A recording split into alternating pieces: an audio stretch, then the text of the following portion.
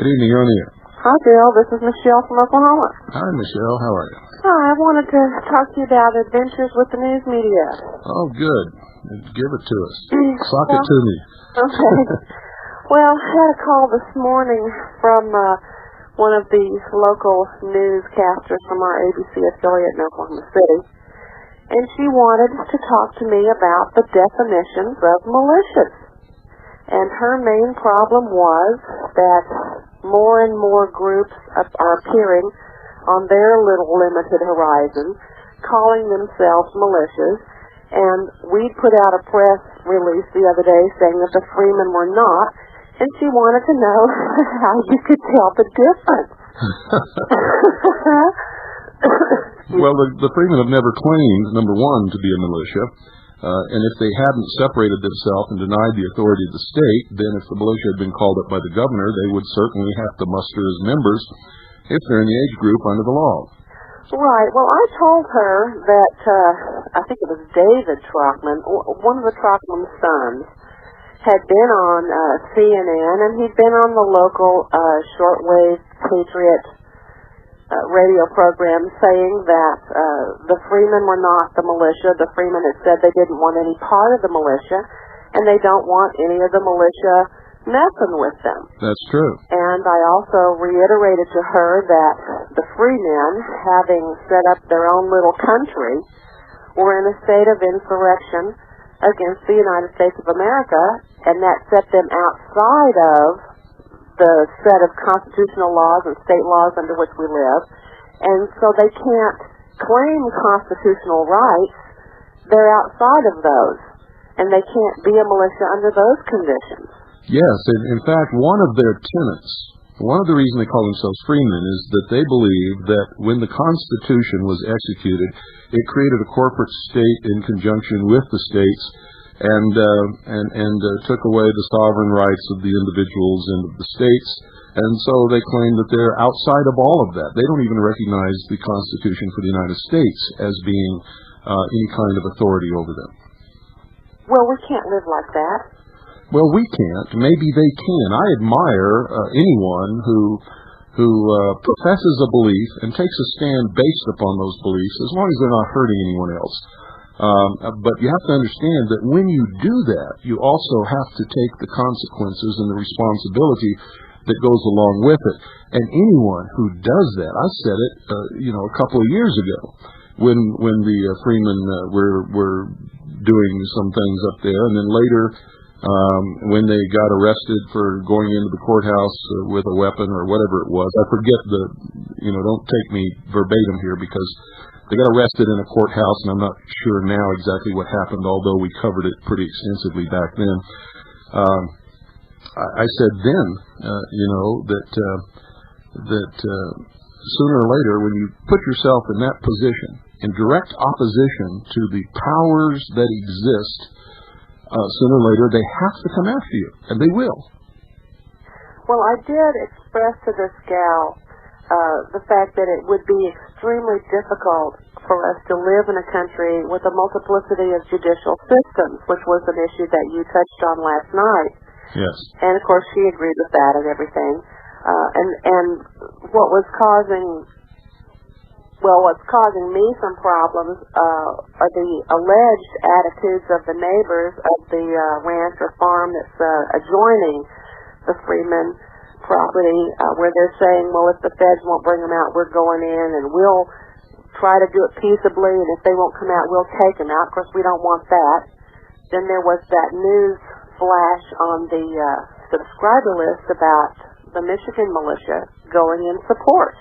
Yeah, I'm going to read that statement by Norm Olson later in the broadcast. Yeah, and we've had Viking International Radio telling all the militia to go out there, and I don't, personally, my opinion is, I don't think that's a very good idea at this stage. It's not a good idea at all, period, unless we see another Waco or Ruby Ridge taking place.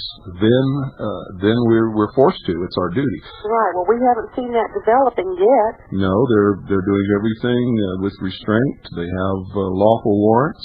They're trying to execute them in a decent manner. And one of my tenets is that if these people are right, they should be able to prove it in court.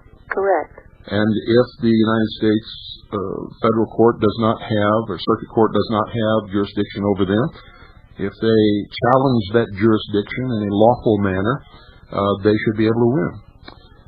If they can't win initially, they can always appeal it to a higher court. They can take it all the way to the Supreme Court. And I have never seen anything go to the Supreme Court that was decided on against the law. I have seen that happen in the lower courts, where they will intentionally go against the law to get their way against someone that they don't like or they consider to be politically incorrect, I should say, and on the basis that most people will not have the money or the time or the ability to effect a successful appeal. So, and in many cases, that's true, but. Well, this thing has become just excessively propagandized here in Oklahoma. Well, as you can well imagine, with all the preparations for the different memorial things of the bombing going on, and anytime they can flash the flag militia in front of the public, they do so. And I've been doing backflips to try to keep those flags from being totally negative.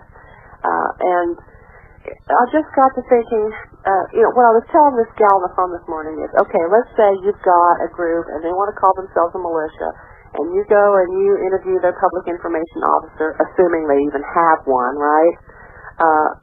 Right. And you ask them under what authorization they exist, under what law they exist, and so forth and so on. And those militias, if they're legitimate, ought to be able to tell you.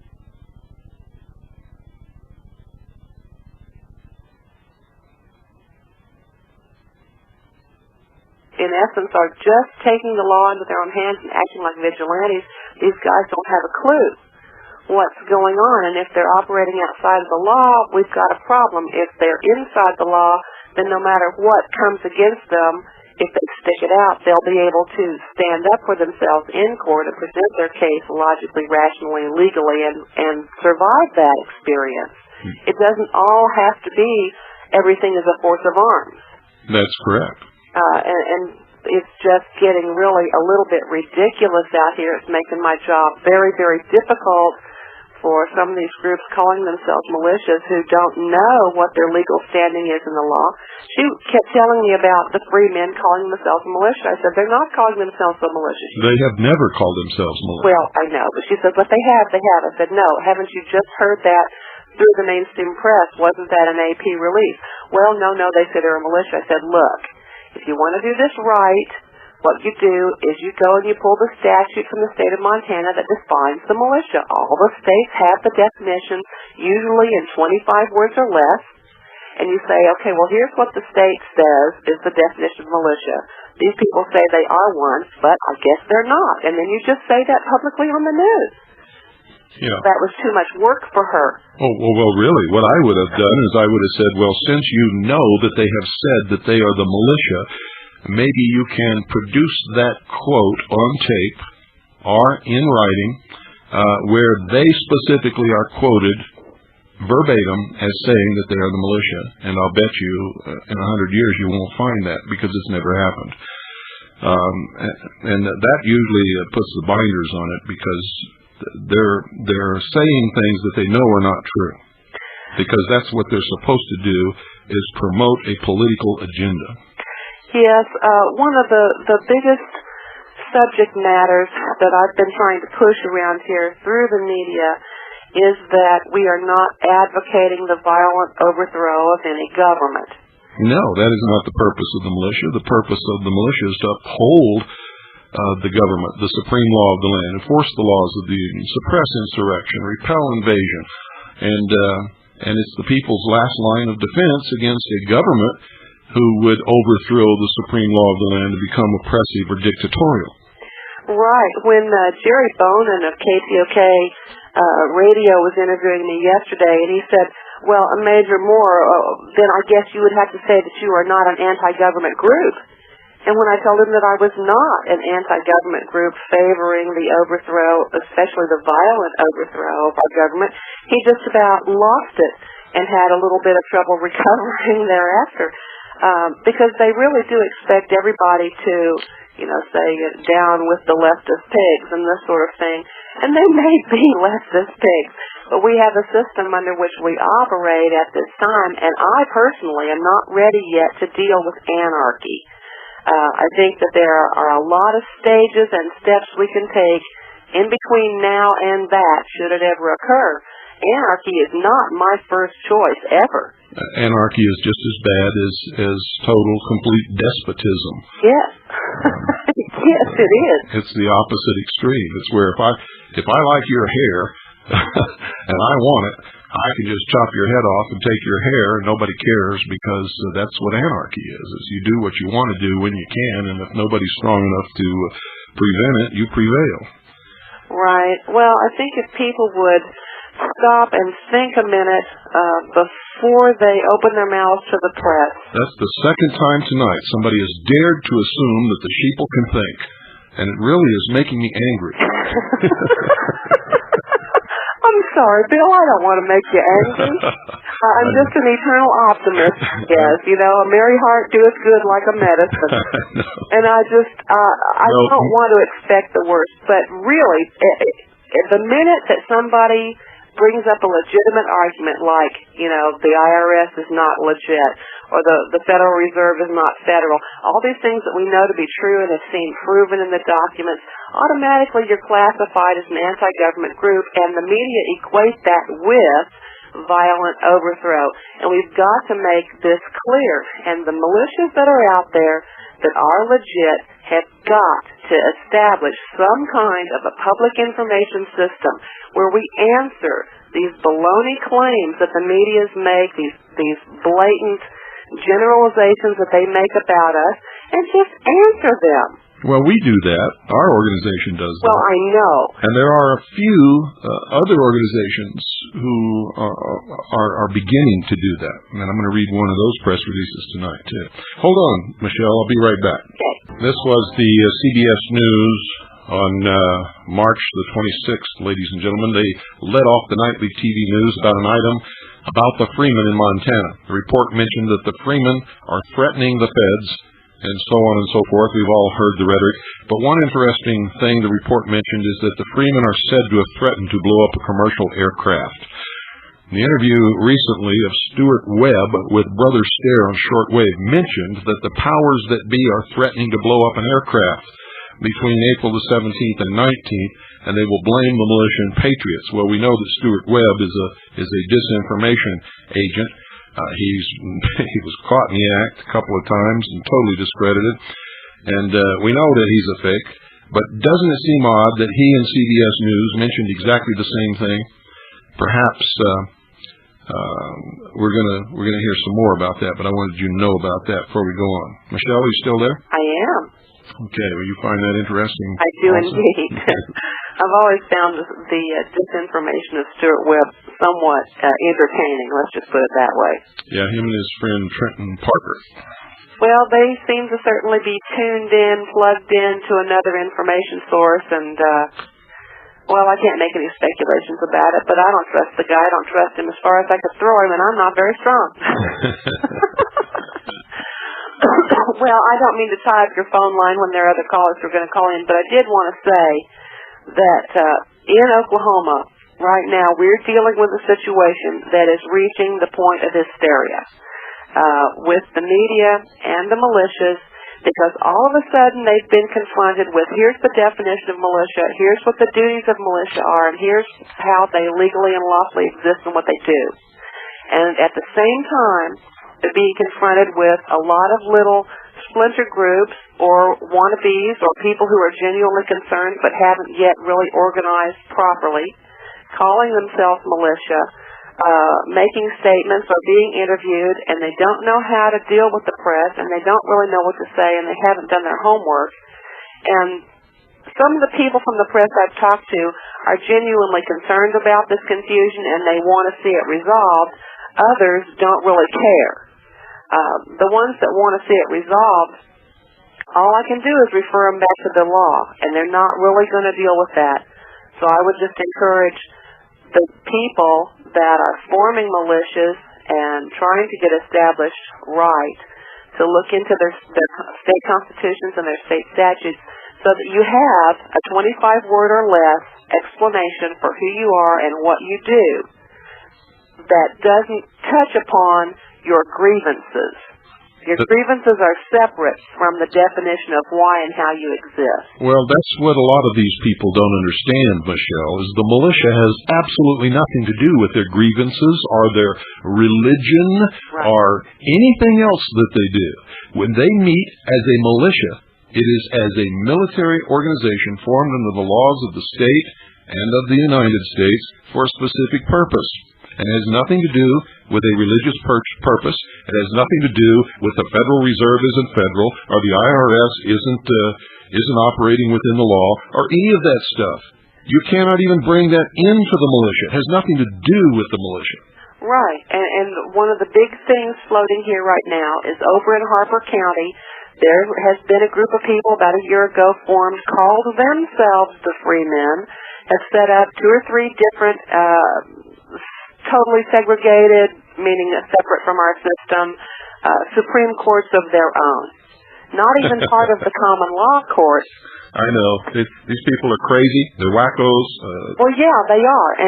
But the media is confused. They think that they are us. They think that they are the Freemen in Montana, and they're lumping us all in this big ball of wax. And outside of the Freemen in Montana, here's the feds.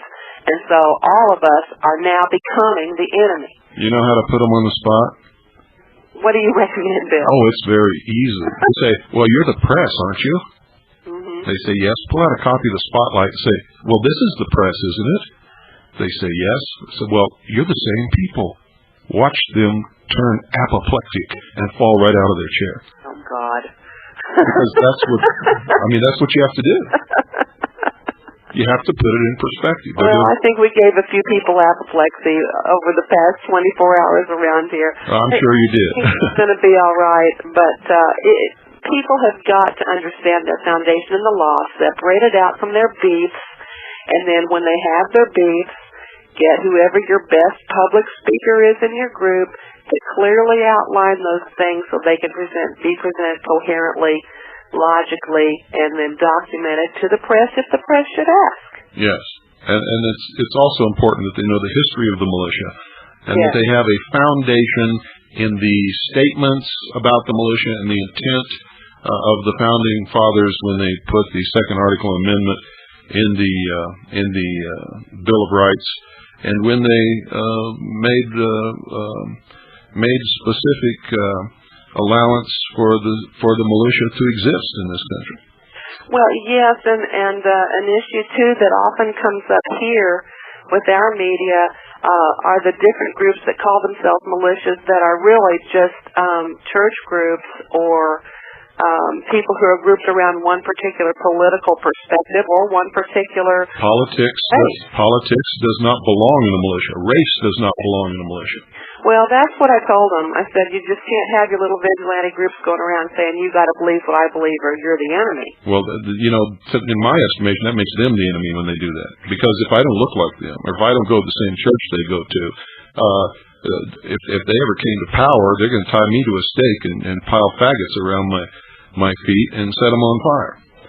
That's what people like that do, if they actually get into power. What I told ABC today when we were discussing that issue was that as soon as a group does that, they have put themselves outside of our constitutional guidelines where everybody has the same constitutionally protected rights. And at that point, they become the arms band of dissidents who wants everybody to think like they think. And you can't protect that. You can't support that.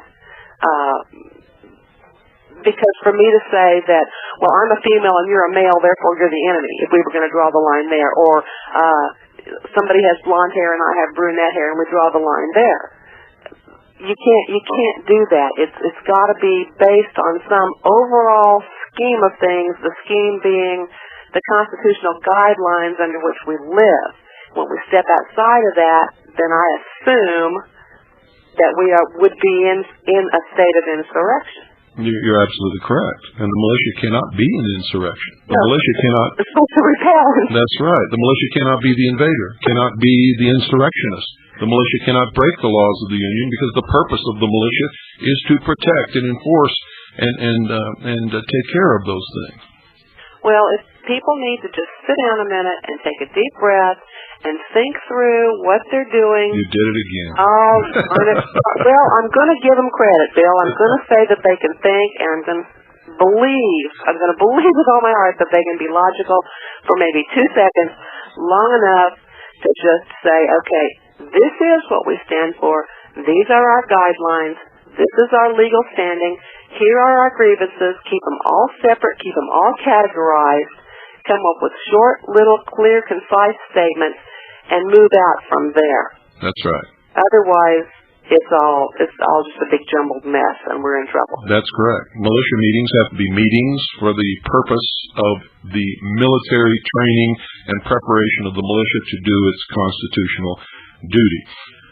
Religious meetings cannot be convened in a militia meeting, and neither can political meetings, and neither can speeches about the Federal Reserve and all this other stuff. It has no bearing whatsoever. Everything has its proper time and place. That's right. Well, I better clear your line. I've monopolized it far too long, but I sure appreciate talking to you, Bill. Well, I thank you for calling in and contributing. Well, you have a great evening, and God bless everybody. Thank you. Bye-bye. Good night. Second question. You have admonished us many times to believe nothing until you check it out. That's correct. Now, I don't wish to toss you a curve, but I gotta ask you a question concerning the Second Continental Army of the Republic. Yes. How would we check this out? How would you check what out? The existence thereof. The only person I know of who's involved in it is you. That's not true. You just heard the commander of 4 states speaking. Her name is Michelle Moore. Oh, all right. I just thought she was your section chief down in... She's the station chief for the intelligence service for the Second Continental Army of the Republic. She is a commissioned officer. She is a major. She commands 4 states. Okay. Are there any... She has quite a few people under her command. Okay. Are there any documentation, or is there any documentation that we could check on this individually? Are you kidding? We are not John Trockman or the people that you see drug across the 6 o'clock news. Right. I understand. We exist for the purpose of restoring government when and if the time comes that we have to do that. Okay. All righty. I thank you kindly. You're welcome. Have yourself a good evening. Enjoy Crossfire. Thank you. Bye. Thank you for your call.